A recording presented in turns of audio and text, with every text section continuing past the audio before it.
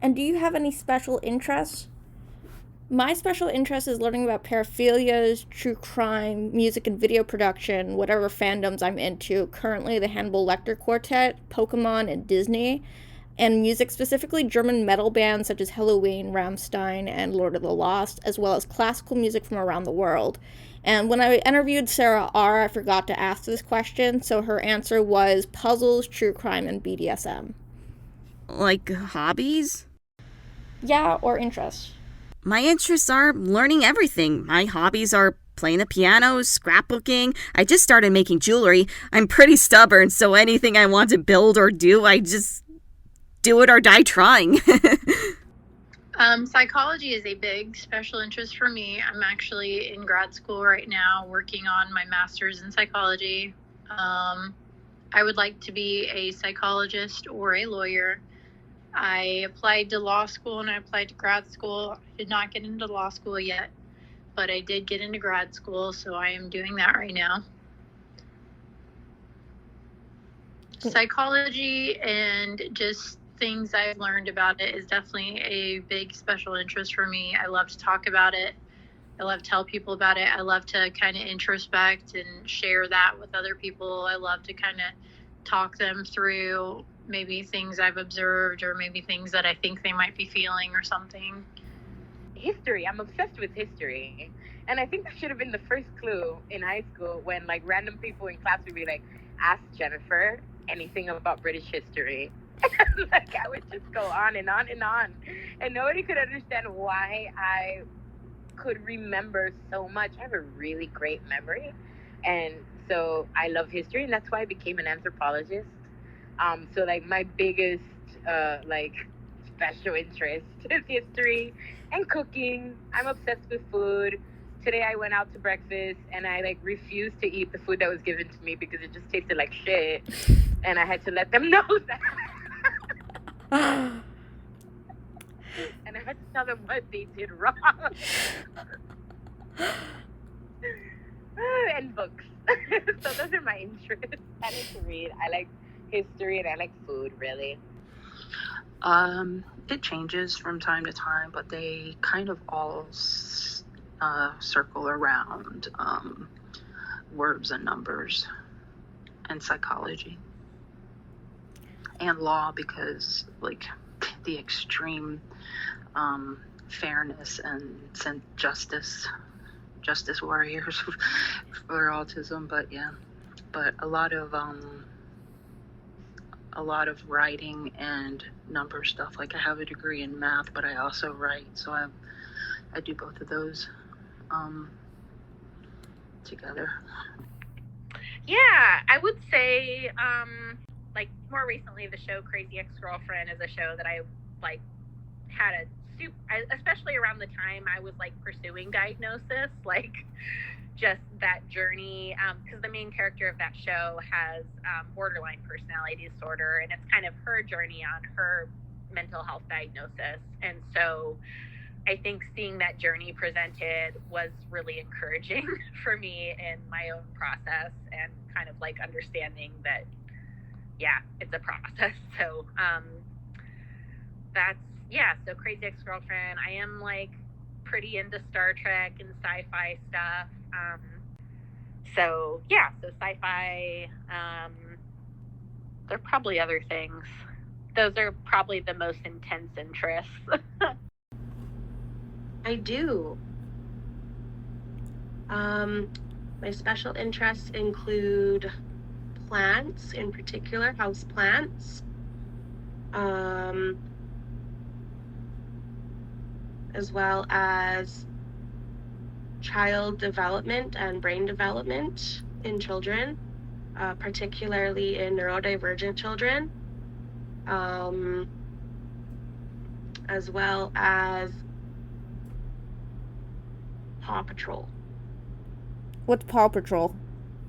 It is a cartoon about these dogs who are part of the Paw Patrol, and they each have different abilities that they can do. Like one's a firefighter, one's a police dog, One's a search and rescue water dog.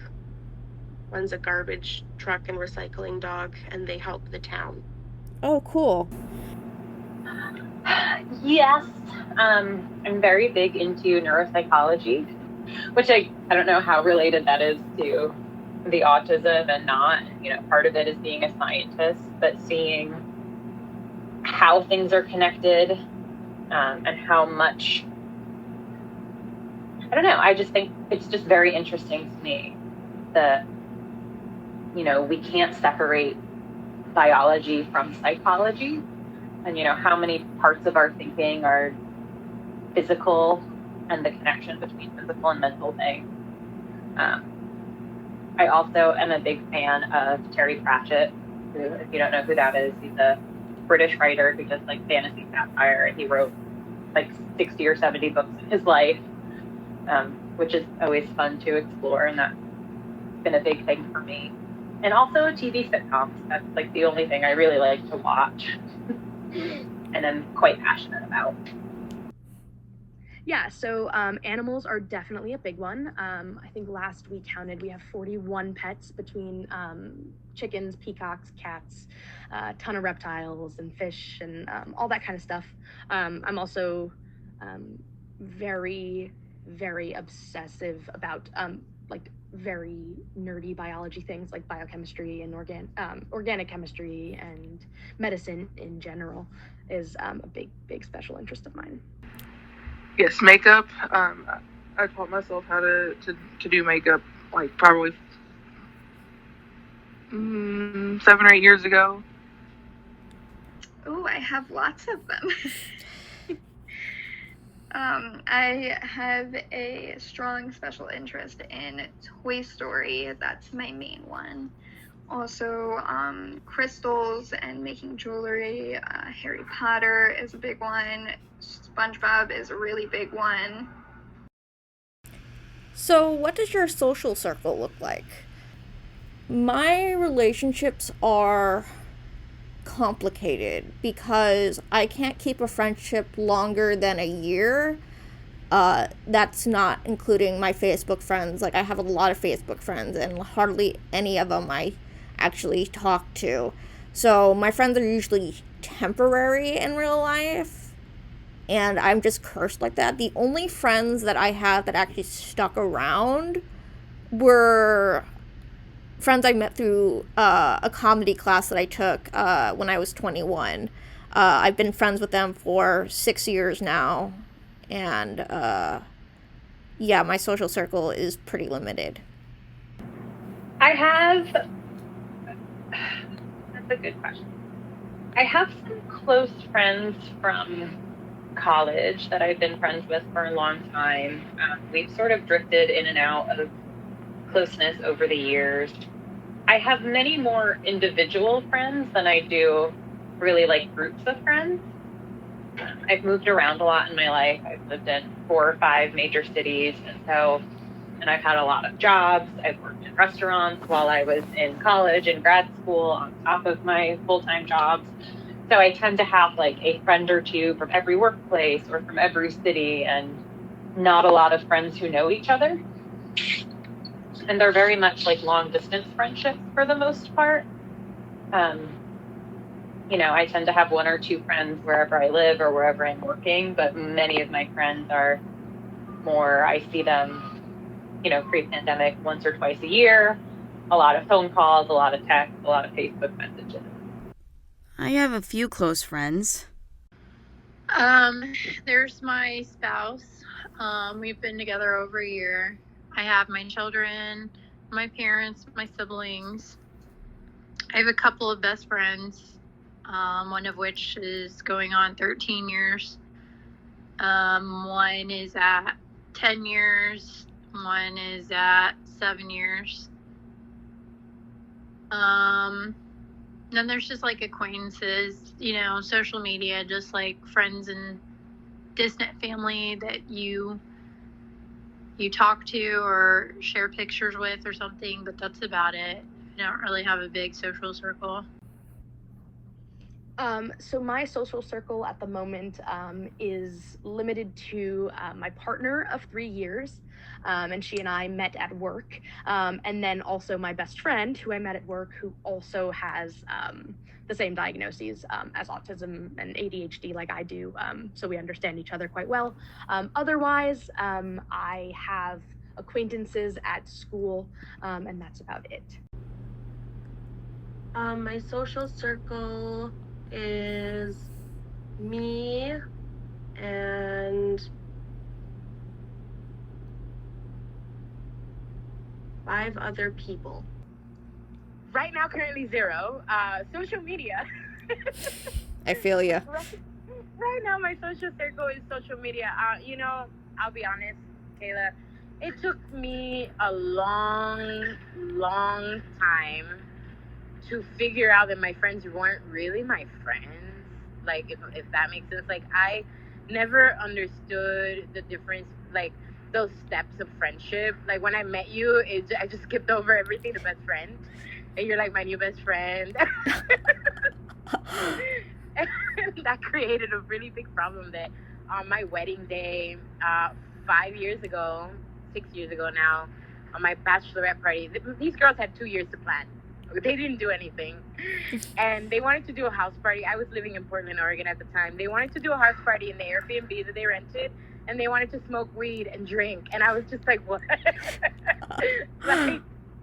like you're coming across the country for my bachelorette party to a brand new city, and like, okay, that's cool. Like, I don't mind smoking weed, but like, y'all want to just sit around and smoke weed? Like, I want to do things. It's my bachelorette party. They didn't plan anything for me, and I actually walked away from the event that I planned because they showed up 2 hours late.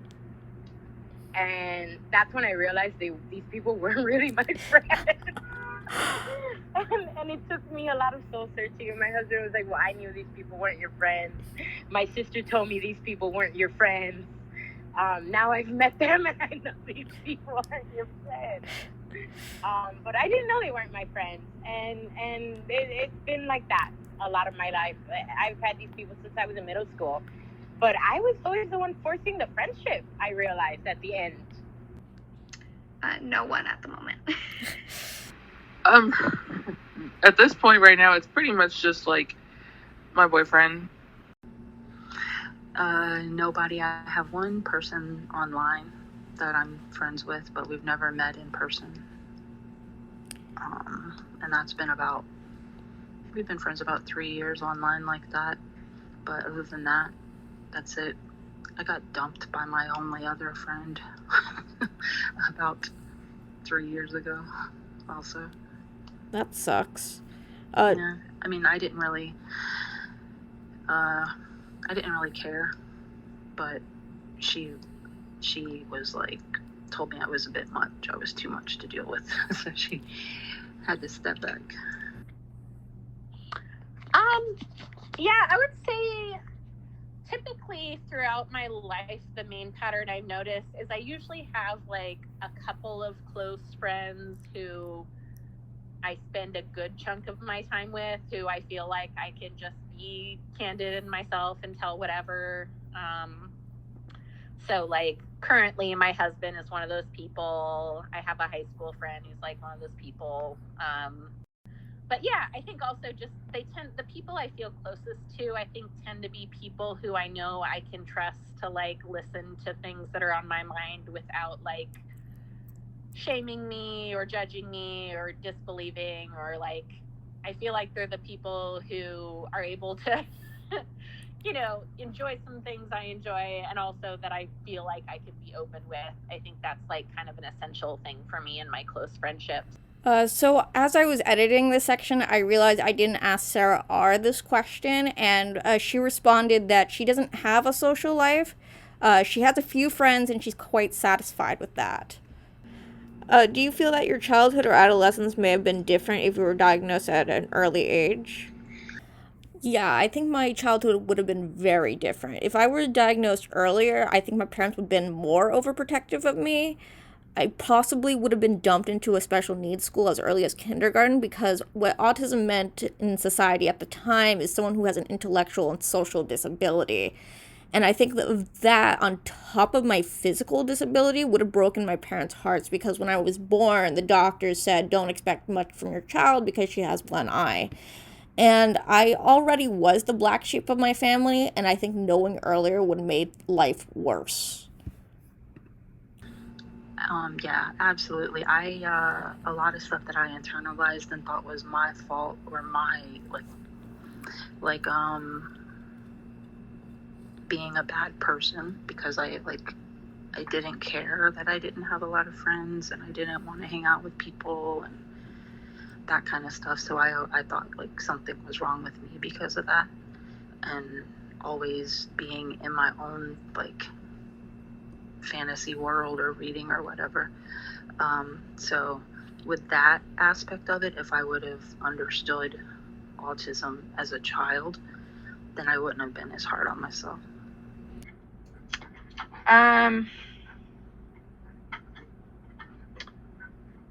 I think schooling wise, yes, but otherwise I don't think, because I didn't really struggle with anything else.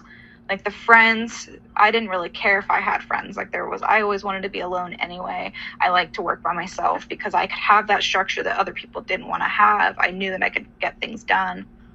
So other than like schooling and the way that I tested, I don't think it would have been much different. Yes, absolutely. Well, to be honest, I don't know, because of my parents' culture. I still think today, if I came out of the closet and said I was autistic, they would just laugh at me and be like, oh, it's just Jennifer being Jennifer. And, you know, I don't know. I think that I would have been different. I think that had I known, I would have worked harder to not fix myself. I don't think there's anything wrong with me, but I would have worked harder to understand what was going on with me, and I would have been able, I think, to manage better. Like, I think I would have been able to navigate college a lot better, and I've always been really good at advocating for myself, but I didn't know this was something I needed to advocate for. So I think that college would have gone a lot better. My relationships with my teachers, or because, like, honestly, I never had a relationship with my teachers, and I always tried to figure out why that was so difficult for me when everybody else had no problem showing up to office hours and having a conversation with their teacher. I never knew what to talk about or like what to do in those situations. I just didn't do them, and it really affected my grade, I think, and my success in college. So it would have helped me a lot to know. I don't know if my parents would have been able to care for me, like to do anything different that they would have. I don't think they were really given the tools as children to be adults. I don't think they were very well equipped. I think my adulthood would be different for sure. When you do not have that diagnosis and you're higher functioning, you're presumed to not have it. And then when your frame of mind, your ability, your thinking, your communication, when it deviates from what is socially acceptable, you're demonized for it. It's misinterpreted, it's misconstrued, and they don't realize that you're autistic. And if you haven't been diagnosed, you don't realize you're autistic either, and you don't know why they are seeing a problem with what you're doing or saying. It's innocuous to you, and you don't understand it, and then you're frustrated. It didn't come out the way you said it. All right. The way you meant it. Yeah. I think it would have helped my adulthood a lot more. My childhood, I wasn't very super social, so I mean, I had school and I excelled academically. There really wasn't a whole lot that would have made it didn't affect my communications and stuff as much as a child, because there was less communication expectations as a child. I think it really hindered me in adulthood.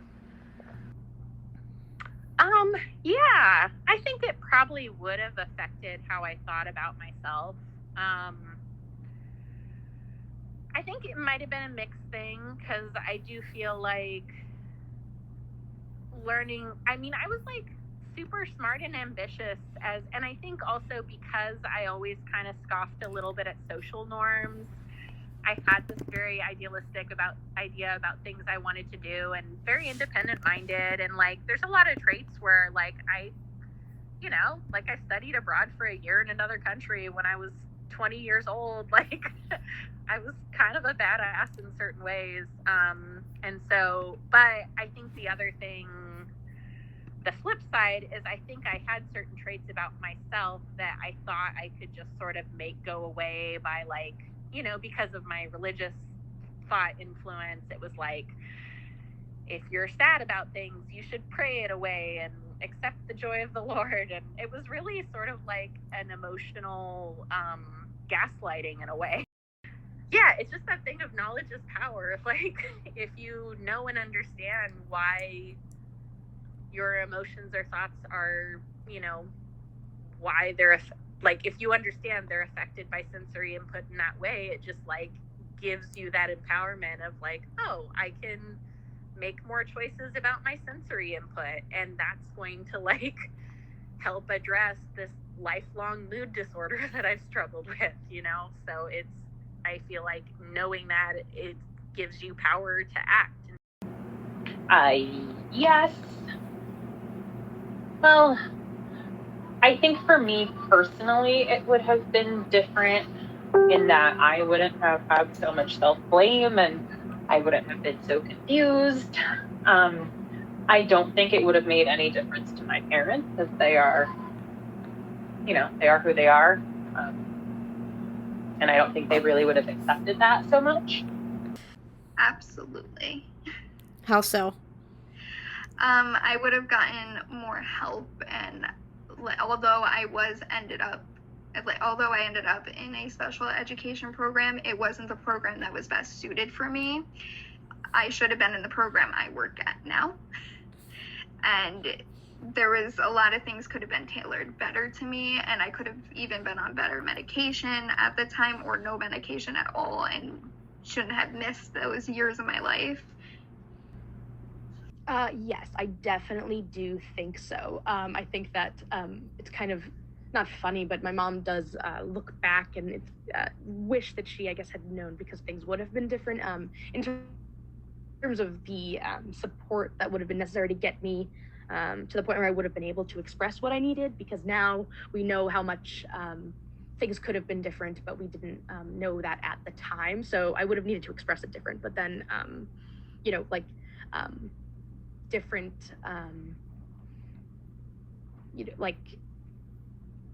don't even know, like being more aware of physical needs and emotional needs that I couldn't express would have definitely made me, I don't know, less obsessed with being perfect in school, and then, of course, not being obsessed with not existing, even as a young teenager. That's a hard one. I was already labeled different with my hearing problems. I think it helped that my mom did not baby me at all. I feel that I might have used it as a crutch. But as it is only my mom knows, and she doesn't really think I am on the spectrum, it's okay. I don't want anyone else to know either. I have dealt with it my whole life. The real problem is talking to people. My psychologist is helping me in that area. The biggest problem I have is people don't get me, so they think I am lying.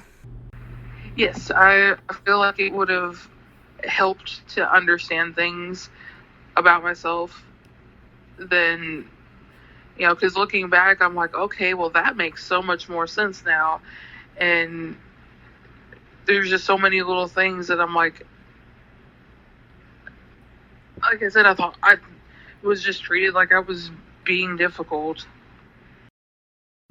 And how do you feel about being autistic? Is it a blessing or a curse?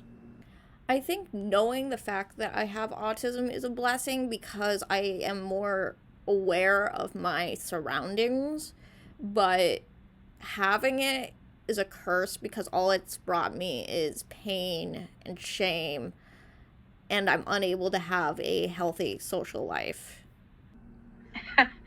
um, or that's being autistic is a curse for me, but knowing that I have it is a blessing because it kind of gives me a rhyme or reason for the things that I do. So I don't have to just look like an asshole to people. It's just I can't take on that conversation. I can't, I can't be around this right now.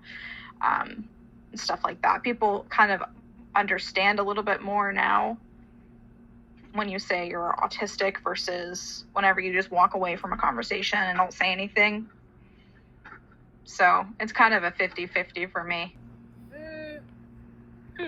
Well, it's a mixed bag. It's a mixed bag. Some days I'm like bawling my eyes out at the table for no reason. And I'm mad. And I'm just like, why do I have to be like this? And then I'm just like, whatever. Like, I'm me. I'm happy with me. Like, I guess because I'm autistic, I'm just like different than other people. But my difference is like, my uniqueness is really cool and interesting now, I guess. And I'm happy because I finally understand who I am. I've been doing the self-help wagon for 12 years, and it just never worked. Nothing I did ever worked because I didn't understand the fundamental issue is that I'm autistic, and what works for everyone else does not work for me. So I'm really, really fucking relieved. I think it's the word. I feel like it's a blessing because it's just like, even though there's like frustrating aspects of it, and feeling negative aspects about like ways that it'll make me feel sometimes, it's just, I feel like it also, I understand things in a different way than I wouldn't if I wasn't autistic, and I feel like it gives me a better understanding of certain things, if that makes sense. Yeah, it does. So I feel like for my own sake, I really think that it's a good thing. I think that like it makes me who I am, and I don't think that there's inherently anything wrong with being autistic. But I think in our society, it's largely a curse just because of the perception that normal is the only or like I should say like neurotypical is the only acceptable thing because of that sort of like other category. But otherwise I would say it's a great thing to have a brain like this. Well, when I am in a meltdown and all of my anxiety, it is hard sometimes, but I never knew I was on the spectrum, so I try to manage the best I could to seem normal. When I feed my mind with information, it is great, but when I let my autism take over, it is really bad. I still think I am blessed to be different. I tend to think like, I feel like both words are maybe not 100% appropriate. There are things about, I don't know, I think I wouldn't want to change who I am, and I wouldn't want to change who anyone is born as. I think like the fact that people have different nervous systems and different experiences with sensory input is like part of what makes different people unique, and like I think that's something that should be celebrated. I think it's kind of a blessing because I can hyper focus on some stuff and figure things out pretty quickly, and like I have interests that I like my so-called normal friends and stuff don't have. As adults, they don't have hobbies and interests and stuff like that, and I do. I have quite a lot of like artistic things, so I like that. I mean, there are obviously some things like I don't get some jokes or some references and stuff like that, so you kind of feel like a little bit of an outsider, but not enough to call it a curse. And I think I'm lucky because I don't have like a severe form of it with like the learning disabilities or like nonverbal or anything like that. So I don't think it's either, really. I don't think, especially mine, because it is pretty high functioning, I don't think it's a disability. I think it's a disadvantage. Like maybe you have to do the same things other people do, but maybe they were given more information about the task than you were. But I don't feel cursed. I feel like maybe I have a unique perspective. It's been a bit of both, a blessing and a curse. How so? On the one hand, it's very validating and it helps me to understand who I am and why I do certain things. And it's definitely helped me in finding the best ways to cope and function for myself. On the other hand, it's made me realize a lot about myself, and it's definitely shed a lot of light on some of the traumas that I faced in childhood from school. As well, it's hard because I was late diagnosed, and a lot of times I feel like I'm just faking it. And a lot of people around me have that same attitude because they don't understand why I was diagnosed now rather than as a child. It's a mixture of both. There are downsides to it, but I feel like a lot of the downsides are more based on how society perceives you and not how I perceive autism. It's more how society is perceiving it. I think for me, it's mostly a neutral thing. I think there's some things that I'm grateful for. To me, everything is very connected. I have a wide range of interests, and I always have. In college, I double majored in molecular biology and English lit. And I see a lot of patterns in things and connections between things, and I'm grateful for that. And some things are more difficult, but I don't think it hasn't been super disabling for me. Occasionally some sensory issues might be overwhelming, but overall, like I said, it's just mostly a neutral thing. It's not a good thing. It's not a bad thing. It's just a thing that kind of makes sense. That just sort of explains what I thought were just like a bunch of weird things about me. And instead of saying, I have some sensory issues and I have trouble with colors and I wear the same clothes all the time and I watch the same things and I can be overly blunt and overly rational and logical, and some people might think I'm cold. It's like, or we could just say I'm autistic and just call it a day. Okay, and is there anything else you'd like to add or expand on? I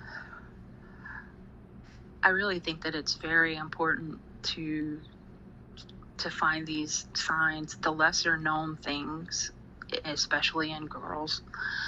I think it's very important to recognize them earlier so girls can get the same kind of help that usually boys or the people that are more obviously autistic would get.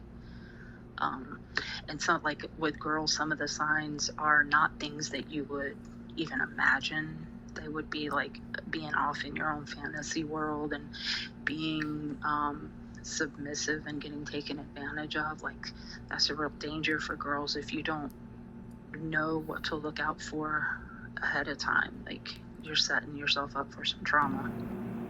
I don't know. I think it's very hard to separate what are autistic traits from like what is a result of childhood trauma. And, I'm at that age, I'm in my early 30s, where I'm very reflective of how what I've been through has impacted what I've done over the years and where I am and where I've come from. And so it's, autism is a good explanation for a lot of things, but it's hard for me to know, like, would I have felt this way if, I didn't have such a bad relationship with my parents. And, my parents are undiagnosed autistic themselves, and so are my grandparents. And this is something that 4 of my cousins on both sides of my family have come to the same conclusion, that, we have a family of a lot of bizarre mental health and physical health problems, and all of us independently in adulthood have come to the conclusion that we personally are autistic, and autism would explain all of our family's weird behaviors. And so it's very hard to separate what is innate versus learned behavior versus a trauma response. Yeah, I think I'm good. I think I've shared quite a bit, so I think that stands for itself. So other than just like, again, as I said before, thank you for, I think it's cool that you're doing research on this, and I'm like, it just makes me happy that there's, just in little ways all over. I think the more that we learn about neurodivergence and how that presents in people, I think it's going to make the world better. So I'm happy that I can be a part, and I hope that the rest of your research and process and all that goes well. I guess this, there's a really big stigma on, autism, and, the spectrum is so large that not one person is like the other. And, when you say you're autistic, like, not everybody would think, oh yeah, no, I totally agree. Like, yeah, you've always seemed that way. When I was first diagnosed and I told my parents, they were like, there's no way. And I was like, I'm telling you, I was like, there's, you guys weren't the only ones to see stuff. And then as soon as I got the diagnosis, it was like a denial thing. But, after that, things kind of, things got better. And once they started noticing things more with that, idea of autism, things started making more sense. But the stigma is so rough, because if you don't look like a nonverbal child, then you can't possibly be autistic. And so I think that that's a really big struggle that, I don't speak for the community, but that's, based off of what I've seen, that seems to be a very large problem that we all deal with. Yeah, it's very hard to diagnose it in women because we're more socially aware than men, and like men are more overt with their symptoms. Right. Yeah. After listening to these women's stories, I am fortunate to be diagnosed early. These women went through various hardships just to get a diagnosis, which is crucial to their development. I think nowadays we live in a society where we become more aware of autism, and that's why these women are getting diagnosed so late in life. I'm part of an online autism support group for women, and there are a bunch of moms in this group, and I see a bunch of young girls getting diagnoses as early as 6, and that makes me so happy that more mental health professionals are becoming more informed about this subject. And I want to thank all the women who participated in this documentary. Thank you to my friend Kate, who voiced Joy in this documentary, and thank you for the viewers for listening.